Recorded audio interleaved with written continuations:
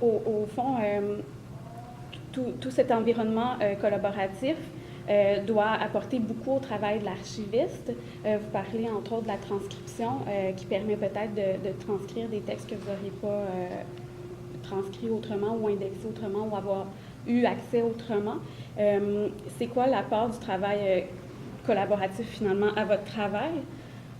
Comment ça influence votre travail directement? Bien, c'est un soutien et c'est une aide de notre point de vue assez important. On a des quantités, des masses de documents à traiter. On sait qu'en archivistique, on n'est pas comme en bibliothèque, c'est impossible de traiter à la pièce chaque document. C'est le rêve de tout historien, c'est le rêve de tout chercheur de pouvoir trouver directement son document, mais ce n'est pas la réalité. Donc le collaboratif permet de contourner un petit peu cette problématique-là, c'est-à-dire que ce qu'on peut proposer peut être indexé par des particuliers qui pourraient s'intéresser. Et un archiviste, par définition, de notre point de vue, c'est un généraliste, on était spécialiste dans notre domaine, mais par exemple, en histoire de l'art, je ne suis pas un spécialiste de ce domaine-là, mais je peux traiter un fonds qui concerne ces éléments-là. Donc le collaboratif va nous permettre de cibler des spécialistes parfois qui peuvent être intéressés. Par exemple, je donne un exemple assez concret, une personne sur une photo réalisée en 67 dans une émission de télévision. Généralement, on ne va pas s'attarder à décrire qui est cette personne-là, à part si c'était quelqu'un de connu.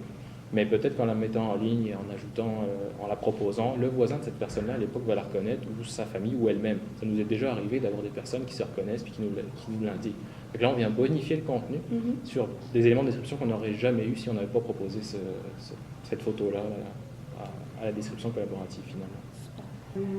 J'imagine aussi, lors de votre conférence, vous en avez parlé un peu, par exemple pour de plus petits centres d'archives, par exemple pour le téléversement d'images sur Commons. L'espace collaboratif peut être utilisé aussi? Oui, tout à fait. En fait, il y a des différents champs qui sont possibles de remplir. Donc, les institutions peuvent renseigner les métadonnées descriptives qu'ils ont avec les documents, puis on peut créer toutes sortes de champs qui s'ajoutent. Donc, par exemple, dans nos projets, on a un champ qui est clairement identifié où c'est les termes, les métadonnées rentrées par l'institution.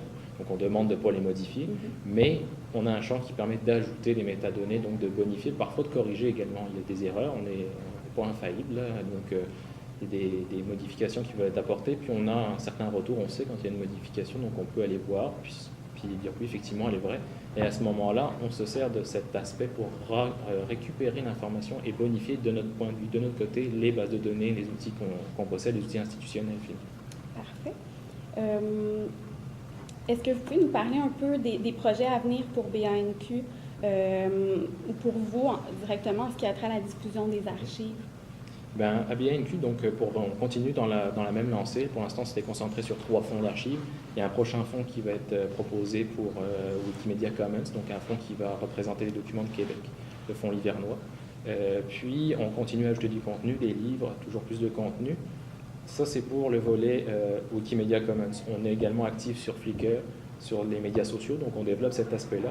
Puis, ces plateformes externes nous amènent à repenser, à revoir nos plateformes internes, donc nos bases de données et nos outils.